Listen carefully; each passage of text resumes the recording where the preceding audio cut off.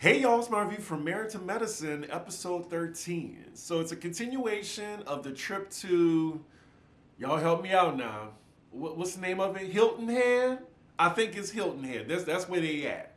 So the ladies are headed to play golf while the husbands are headed to a cooking class. I love how they inverted the activities. But we're with the ladies now, and I totally forgot Phaedra was on this show. Totally. Like, I think Traders is definitely using Phaedra's talents, i.e., her treachery, to the best of her ability. Like, this show isn't using Phaedra's talents to the best of her ability. That's why a lot of people are saying that she brings nothing to the show. So I never knew this because I don't play golf, never have been on a golf field. Is that what you call it? A field? See, I don't know. But they have cart girls that give you alcohol. I need to round up all my friends. We need to go to I guess the Hamptons or something. I'm in New York. And just try to do a golf day, even though most of us don't even probably know how to play golf. This looks actually fun. So we're with the guys now as they enter their cooking class. We cut to their confessionals with their wives, saying that they'd rather be somewhere else. And of course, Dr. Alicia's husband, the male chauvinist, he says there's nothing manly about it. He really cares about manhood so much. I bet he would suck his own penis if he was able to. Okay, they're giving a lot of screen time to the men.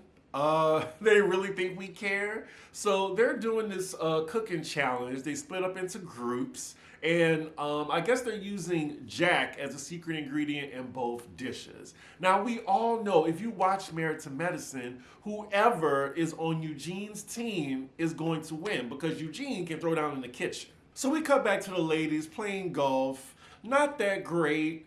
The one who does the best is Sweet Tea. Good for her. Heavenly actually does well too. I think she hits the ball the furthest, third place. And she just had some really mean shade about Toya. She's saying that I guess Toya thought that her tennis skills would translate to golf, and it didn't. I'm sorry, Heavenly's been mean on this show for so long. I'm surprised the whole cast doesn't let her have it in their confessionals. Every single episode, come after Heavenly. Fast forward back to the men. Of course, Eugene's team wins the cooking challenge. So the couples and Phaedra are back at the house, and some of them are out playing dominoes, and they're talking about Sweet Tea versus Jackie. And Sweet Tea gave an apology to Jackie, but Jackie seems to always be on a high horse, and I don't believe Sweet Tea is getting an apology from Jackie. Is it bad, y'all, that I don't mind Sweet Tea from Married to Medicine? I don't mind if she comes back. Let me know in the chat, do you want Sweet Tea to come back? Because I don't think she done anything, y'all. Yes, she's wide-eyed. Was she ready for reality TV? Probably not. But what did she really do to piss people off, to not come back? I like how she's standing up for herself, against these women. So then we found out the next activity for the group is a yacht day. And they're going to be on an actual yacht. That shade was reserved for Potomac because they seem to not do anything luxurious. Okay, so they arrive at the dock. It's kind of like a baby yacht. When I think of yacht, I think grand, something a little bit bigger. But this one, it's like an average size yacht. Okay, we're looking at the interior, and it's really nice. I forgot to mention that on their way to the dock, Phaedra mentions to the people she's riding with what Dr. Alicia's husband said to the group, that they don't do oral sex. And I'm sure that's going to be a topic for later. So some time goes by, we see Dr. Jackie talking to Alicia. Of course, they're bringing up what happened between her and Sweet Tea. Dr. Jackie said everything she had in her head, she didn't say. Silence is golden to her. We cut to her confessional, and she said, I'm sorry, I didn't slap the shit out of Sweet Tea like her mama should have done. Well then, okay. Dr. Jackie continues to shade Sweet Tea by saying maybe I shouldn't have called her baby girl given that she's married to an old man, and that probably wouldn't have been taken the right way. Yeah, now this is the Dr. Jackie that we know. And then we cut to Toy talking to Sweet Tea about Jackie. Why they want this moment to happen? Let these ladies just enjoy the trip and not acknowledge each other. So now Sweet Tea has the battery in her back now to go over and talk to Jackie. And as soon as she sits down, Jackie immediately becomes condescending. Don't cry now. Really? Watching this, I must say that, the Hellfire Storm that Dr. Jackie got off the show for her comments that she made a few years ago, this has definitely humbled her, and I bet she doesn't handle situations like this anymore. But anyway, Jackie says she isn't phased to Sweet Tea and is willing to move on, and she can release herself from being hurt about what she said to her. So then we cut to Sweet Tea's confessional, where she refers to Jackie as an old church lady in wolf's clothing. And under all that fur is a nice church lady. Well, at least they can laugh about it. And again, we love it when cast members are able to move on. Looking at you, Potomac, again. So we fast forward to dinner, and again, we have this uncultured chauvinist swine making misogynistic statements at the table. So I guess he had his wife lay out his napkin across his lap. Then he tells Eugene, oh, look at this, well-trained. Really? And then I'm looking at Dr. Alicia side-eye. Really? You let your husband say that you're well-trained like a dog? I'm glad Dr. Jackie checked him. Ooh, I know he gonna get it at the reunion. I know he is. I'm gonna be like Mimi, get him again. Get him for me. And then to make it worse, he ain't even all that. He's a scrawny little ugly thing, trying to just say what women are supposed to do. So again, Phaedra just reminded me that she's on the show. We cut to her confessional. She said, I am happy that I am single and satisfied. I don't have nobody waking me up. What's for breakfast? What's for dinner? Scratch my butt. Wash my clothes. So now they're just making a joke out of it. All the couples, the women are serving their men at the table. Y'all, I'm gonna give this to the straights. I don't even want to comment on this. I'm just gonna fast forward. Y'all talk about it amongst yourselves in the comments. It's all given, let me cater to you, baby, this is your day. I don't know how the song goes. That song is so old, and I used to hate that song too. Low key, high key, I always used to skip that song on Destiny Fulfilled. Again, as dinner goes on, they're making this server on the yacht transfer messages to each other. Particularly Toya and Eugene. Eugene messages to Toya that she gets points deducted because she did not kiss him when she served him. But then she lets the server know to tell her husband that she will kiss him in private on his privates. And Heavenly has something to say in her confessional because she takes every opportunity to down Toya whenever she can. So now this dialogue between Toya and her husband about oral sex transfers to the ladies' table because they're all eating separately. So now the focus is on Dr. Alicia since she doesn't give oral sex. So now Toya is kind of jabbing at her. Toya really told Alicia, do you know what you're doing? Because maybe you didn't do it right because he probably would have been asking for more if someone did it right. And Alicia's rebuttal is, he thinks I'm such a queen, he doesn't want me down that low doing that. Girl, really? Really? Is that what he told you? It's the brainwashing for me. Child, when it comes to sex, grow up. Grow up. I wish I could say a few things, but this is not Chris's business. And if you are subscribed to the Patreon, tonight I am doing my video, Chris After Dark. So I will be talking about all of that. Just letting you know. But that's just me plugging the Patreon. www.patreon.com/cdiggy1. But I will say though, remember this was earlier in the 90s. I think it went out around 2000, but men going down on women, it was looked down upon in the black community. And also eating ass, oh my God. That did not get cool until I think the late 2000s.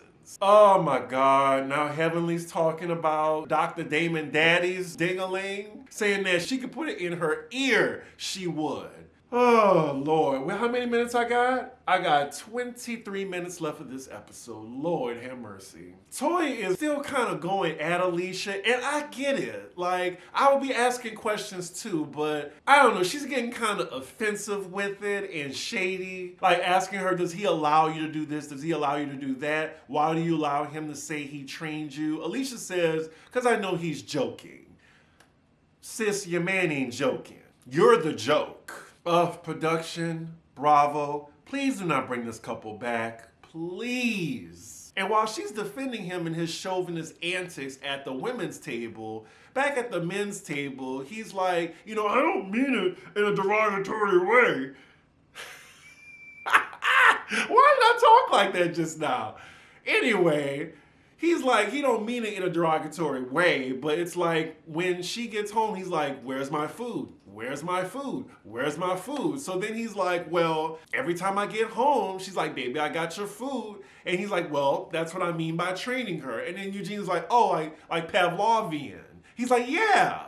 So yeah, you do train your wife like a dog. I hope Alicia is watching this back and I hope she is embarrassed. So of course Toya keeps poking and then Alicia says, Eugene needs to train your ass. It gets kind of quiet at the table, but Toya, I think she knows that she's a strong woman and she's just laughing it off. But then Simone, she says, that statement is loaded, so you think a man should train a woman. Alicia just keep digging that hole, and she's like, a man should temper his wife. Lord have mercy. So then we cut to Toya and Eugene's confessional, and Eugene says he doesn't want to control his wife. Human beings shouldn't want to control each other. And Eugene, he is such a good man. Like, I think he is the most stand-up husband on this cast. Whew, I'm so glad this conversation is over, y'all. Please let me know what y'all think in the comments, because I'm just looking on in disgust and disbelief. So the boat ride is over, and shockingly, there was no huge fight and no one went overboard. So next scene is later in the evening, and Simone has orchestrated a slumber party for the couples and Phaedra, and they get down. It's a cute setup. Take one shot to enter. They got the property manager to set all this up for her. It's a cute setup. So then all the couples are gathered around, why did I get married style. And the first game is they have an envelope in front of them, and each person in the couple is going to write down what they think an issue is for them in their marriage. So the first victim in this game is Curtis, and he's saying the biggest issue in their marriage is social media, because when Dr. Jackie gets home, she's just on the phone, on social media, and he wants her time. Jackie is saying that, because I am shut off to the world and it's just my patience, I want to tune in and what's going on. So then that sparks dialogue. Toya says when you're with a doctor, you have to give them their time too, because, they're with people all day. And Eugene does say that he doesn't refuse time if it's asked by Toya. And he gives the example of when he took her weave out. And I guess the other couples didn't know that. But when I saw it a few episodes ago, I thought that was really sweet. That's like quality time for them. That's for them to talk, and it's very personal. He's in her hair. Black women are very, very personal with their hair. To let a man go through their hair, that is so personal. And I don't know. These men, they're so old school. I think Toya and Eugene are the closest to millennials, so maybe that's why the rest of the group doesn't understand that. So then we get to Dr. Alicia's issue in her marriage, which is she wished that her and her husband can build their empire if they can only work together more. So then we get into their business about like how he doesn't listen to her when investing into real estate like she wanted him to. Instead, he chose to invest in stocks and crypto. When anybody talks about crypto, my mind immediately shuts off. That is crackpot theory to me. That's just my opinion. But then he says, well, I'm the financial person. Really, sir? And why is that? Because you have a dick? I'm pretty sure that's the reason why. But then he puts her on blast that she lost $150K and doesn't know what to account it for. It's probably because it's in a bank account that you don't know about. He says because of that incident, he's in charge of the money, or else they would be in the poorhouse. Honestly, I don't really care about this couple, and hopefully they don't come back so we can move on. So the next question is a general one for every couple. Do you think you have enough frequent sex? And most of the couples say yes, except for Jackie. You can always tell a relationship is going downward when the sex stops. Like, when it turns to 2 weeks, then 1 month, then 2 months, yeah, it's going downhill. And I'm just speaking from experience. So then the question gets to the people asking the question, Simone and Cecil. And Cecil says they're not having enough sex. But I wonder, when you're almost married for 30 years, like sex with the same person for 30 years, That's why I'm like into open relationships these days. That's another topic for another day. I'm just trying to see how does that work. 30 years with the same person, same sex. I mean, it works for some people, but hey, if you've been married, over 20 years in the chat, let me know. Does it get different? Are you satisfied? We get to Sweet Tea and she says she's satisfied, but sometimes because of her condition, she doesn't feel like it. What stood out to me is when we get to their confessional, Dr. G, I want to know, why is his credentials written like a 5-year-old wrote them? That's what I want to know. Like, go back and pay attention to their confessional. Like, it just stands out so much to me. So now Phaedra's in the hot seat and they get to her answer to the question, what is your biggest issue or problem? Hers is, she's single and loving it. Okay, girl. This is what I mean when she kind of like slicks her way out of being in the hot seat and telling her business. So it looks like no one presses Phaedra on this, so she gets off scot-free once again from telling her business. The credits are rolling and the evening is done, and that is where the episode ends. I thought this was a fun, light episode, and I was actually entertained by it, y'all. Like, it wasn't that much drama, and I can see how people can say it's boring, but I don't know. Like, I enjoyed this episode. So with that, y'all, I think next week is the season finale, and Quad does make an appearance. So I will be tuned in. And yeah, with that, make sure you like, comment, and subscribe, and I will see y'all for the next episode. Bye.